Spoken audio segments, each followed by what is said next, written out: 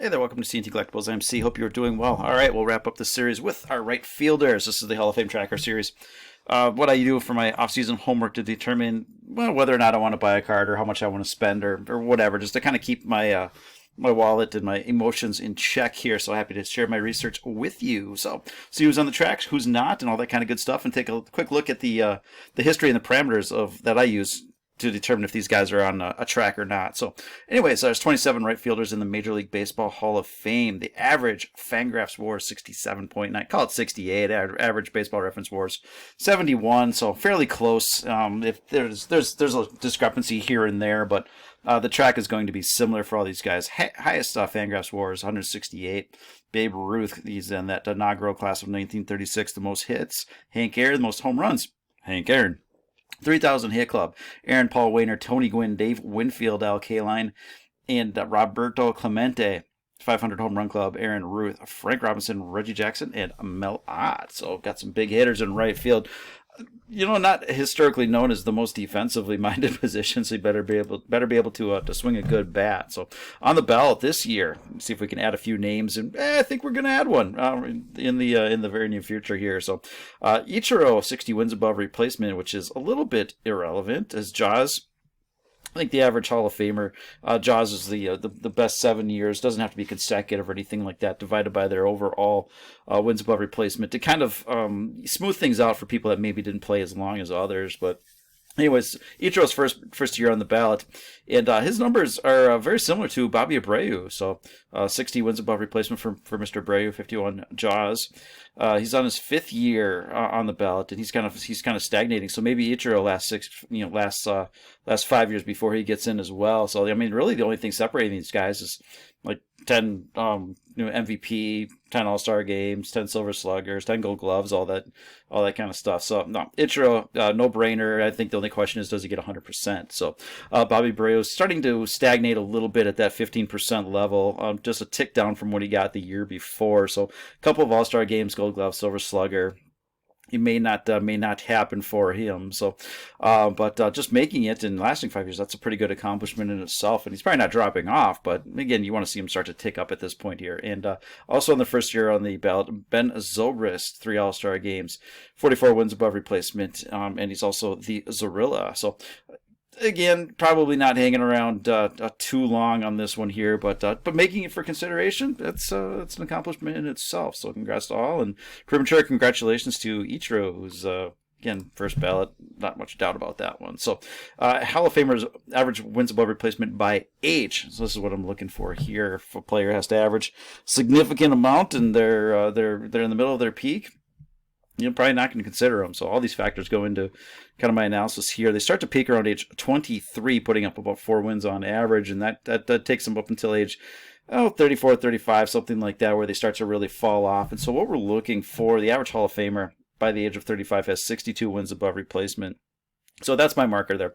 See if they can get to those 62 wins and maybe tack on a few more to get to that average 67, 68 or something like that when it's all said and done. So this is mostly junk time, so again, we want to see them take advantage of that peak and put up a decent number. So we've got a few guys, recently, like Vlad and Dawson, that are kind of hovering around 55, 60 wins above replacement, and then you've got some of the older guys, Aaron and Ruth, that absolutely killed it. So that kind of skews the numbers a little bit. So I feel like that 62 average number that the Hall of Famers are is probably pretty fair here. So notables that are off the track, some players that people like to collect, they're big time. Just be mindful of the price. They may have good seasons here and there, but they're going to have to be a little bit more consistent if they want long-term relevance. So you might be better off. He had a good postseason. That's not the time to buy these guys. They're super relevant, so you might be better off just waiting a few years. When their careers, on the downside or said and done, you can get some really cool stuff for even cheaper. So he's 33 years old, 41, call it 42 wins above replacement, and he's got. I was trying to get through and the average Hall of Famer at his age, he has 56 wins above replacement, so he needs to average 10. So on an annual basis, to be considered, and again, WAR is just a starting point here. Interestingly for him is and I should have added the home run chart compared to 500 home runs, but he's very close. If he can have 3 more years, of like 30 home runs or something like that, He could put up a 500 home runs, and that would make things very interesting. So, in terms of wins above replacement hits, traditional metrics, unlikely, but the home run thing is kind of his ticket there. So we'll see if he can put together. Even when he was hurt this year, he had like 24 home runs. So see if he's willing to hang around for a while and put a few over the fence. So that's kind of his track. But again, traditionally, not looking great, but he's got an opening here. So a couple players that are young. And they're on here because they're young, but in a few years maybe they're doing something here. So Joe Kensey, I don't even know if I spelled that right. I think I just typed it out, and I meant to go look it up again and see if I did, but I never went back and checked. So if it's if I messed that up, which is likely, I apologize. But John Casey, Noel, Dylan Cruz, Jordan Walker. They're on here because they're young, but they're at least playing. So there's something to be said for that. Again, got to come up early and produce, and they've got half of that down. So to get to that, not much in the terms of WAR. 22-year-olds on average have about 5 wins above replacement. So it'll be easy if they're able to hit their ground running here in the next year or two. Or not hit the ground running, but start to put up some decent numbers, then they could quickly find themselves back on track.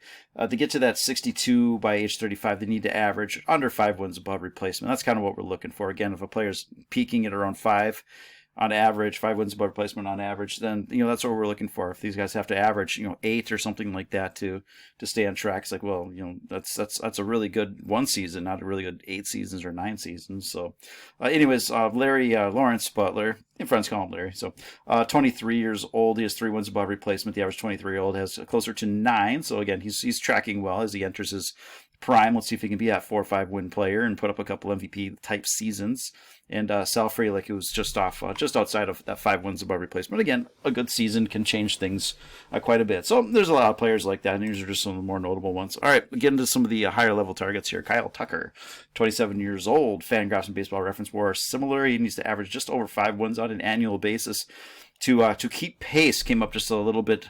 He came up in time, but Dusty Baker hits rookies, so he didn't start playing a whole lot until a little bit later on 24 or something like that. But he's been a very productive player, top 5-ish type outfielder. He was having a great season this year, but then he got hurt. So 140 weighted runs created. You can see he's a terrific bat. So and a good outfielder as well. So if he's able to put together some healthy seasons, have kind of those MVP level stuff again. He was capable and on that pace this year, and he did it in 2023, very high level season. A few more of those. That'll help him stay on the pace here, and we want to see him continue to put up some good awards here. So the top 5 MVPs, All-Star games, he's got 3 of those. And Ja's not really relevant yet. Need to have 7 years, and he's not 7 really good years, and he hasn't even had 7 total years yet here. So anyway, he's tracking, and again, if he's able to stay healthy, then he could accelerate towards that longer term trend line of the average average Hall of Famer there. So you can see where they're, again, around 67, 68 is kind of the average there. If we can get to kind of that number around 35, then a little bit of junk time as that trend decelerates is what we're looking for here. Fernando Tatis Jr. All right. Yeah, we know the deal here. 25 years old, Fangraphs Baseball Reference WAR similar at 20. He's averaged just over 4 wins on an annual basis, so shouldn't be, if you're a Hall of Famer, shouldn't be a big ask as you're entering your prime. Couple of top 5 MVPs, couple of All-Star games, Gold Glove, Platinum Glove, and a couple of Silver Sluggers. Really, the big question is, he took something, shouldn't have taken, paid the price for it. Did he do it early enough where that's going to be forgotten? I believe it is. I'm taking advantage of his depressed prices a little bit here, but that could come back to bite me. But that's how it goes in this game here. But again, tracking extremely well above the line, which is what we're looking for, and he's got the talent to stay above it. But the injuries and the substance, that's going to be a risk, and so that's probably factored into his prices, which is why they're a little bit cheaper than other players of his age and talent level here. But again, I think at least the drug thing will be largely forgotten down the road. But yeah, he's looking good. So what do you say? Ronald Acuna Jr. looking also similarly good. 26 years old, 28 Fangraphs WAR, 25 Baseball Reference WAR. He's average under 3 on an annual basis to get to that 62 by 35. So not a huge ask there, unless you say, stay healthy. He hasn't been able to do that very well here. So elite level bat, 141 weighted run created. He's got an MVP, a couple top 5s, Rookie of the Year, 4 All-Star games, 3 Silver Sluggers. But a couple of knee, and I guess I could have added in 2 knee surgeries. So that's a problem here. So missing a year sure doesn't help things. Yeah, it kind of flattens his trajectory out a little bit, but he's still above the line. So can he come back, be healthy, and then maintain that health over the next decade is really the key. And start to flatten out in his the 34, 35 or something like that. So remains to be seen. It's not looking great health wise, but when he's on the field, gosh, yes, of course, obvious. So another target that there's some weakness and maybe it's worth taking advantage of. But again, the risks are not the playing, it's the injury. So Juan Soto, well, this is one of your best targets in the game here. So 25 years old, 36 wins above replacement on a monster generational type path. So 3 top 5 MVPs, 4 All-Star games, 5 Silver Sluggers, needs to average 2.5 wins by 62 but 35. So I mean, even if he plays half seasons right now, he'll be in terms of wins above replacement, he'll be a strong candidate. But the awards are looking terrific, and he's really on that generational type path. 160 weighted runs created, so just perennial MVP type level player, and he's been relatively healthy, and now he's locked in till age 41 with the Mets. So I don't know if that's good or bad, but he's got enough. He's banked enough where even if he falls off the path a little bit, if he just becomes an all-star level player instead of an MVP level player, still should be a shoo-in at some point. So is he generational, or is he going to wind up being just a good Hall of Famer? Who knows? But Hall of Famer is his destiny if he's able to maintain some level of health and continue to play over the next decade. All right, we'll wrap it up the right fielders with Mookie Betts. And heck of a trajectory, one of the best players, generational type stuff here. 58 Fangraphs WAR, 69 Baseball Reference WAR, which is big discrepancy. So you have some defense, some infield stuff. I don't know if that's part of it, but to get to 62 by age 35, no easy stuff here. So here's what we're looking for: 1,600 hits. Again, he's only 31. Over the next 4 years, can he put up 100 hits every year and get to that 2,000 level? That seems to be the number that Hall of Famers are looking for, at least the baseball writers. Shouldn't be much of a problem. 140 weighted runs created, again, elite level bat. He's got the MVP, 5 top 5s, 8 All-Star games, 6 Silver Sluggers, batting titles, 6 Gold Gloves. Maybe he finished up his career at second base, which is a similar trajectory, and he's beating that as well. So it doesn't matter a whole lot. His Jaws 7 best seasons already exceed the average Hall of Famer. So yes, he's in. Last year, I was getting taking a little bit heat for when I did the final roundup on who would I put in today, and I didn't have him in there. He only had 9 years of service time. Well, now he has 10, and if he retired today, he would be a low-level Hall of Famer, and I believe he would get in, depending on how he retired. If it was an injury, no doubt. If he just walked away, then I think there'd be some hesitation. But he's in, and just a couple more years to pad the stats, and he'll be in first ballot and generational. So that's really the only thing. What type of Hall of Famer will he be? Because he's a Hall of Famer, and we've got one bonus player here, and that is Shohei Ohtani. So don't really have a spot for him. DH, I guess, is the thing. Throw him in the pitchers doesn't make a lot of sense. Throw him in a DH. We'll just compare him to the right fielders because the DH numbers are similar enough. I mean, you only have a few of them to look at here. You've got Ortiz, you got Martinez, and you've got the Harold Baines. I don't think we'll compare Ohtani to that. But anyways, 30 years old.